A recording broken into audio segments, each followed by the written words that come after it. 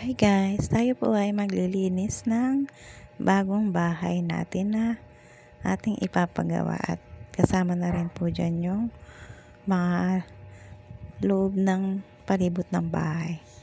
Sobrang dumi po pala, bumisita po muna ako dito dahil para magpa-grass cutter po tayo. Dito po pala muna ang ating inuna na linisin para tayo ay makapagpahinga mamaya after ng grass cutter sa labas. Bali, ito po pala yung pangalawa na po naming house. Ngayon lang po siya na turnover na taong ito. Sobrang tagal na po naming inaasam na makalipat dito. At yan ay pinagbigyan na tayo ni Lord na makalipat at ma-turnover na sa atin ang ating pangarap na bahay.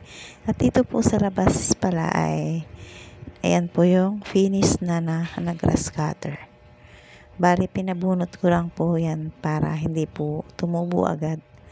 Dahil po guys, dito ay tag-ulan na at mabilis pong tumubo talaga ang mga damo sa labas ng paligid ng ating bahay. At yan po yung harapan niya. Nalinis na rin po. Ayan, said na po yung mga damo-damo. Yan po yung mga wala na po siya. Yan guys, at napaganda po talagang pagmasdan pag malinis na ang kapaligiran.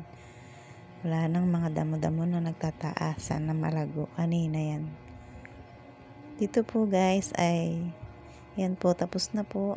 Ang linis na.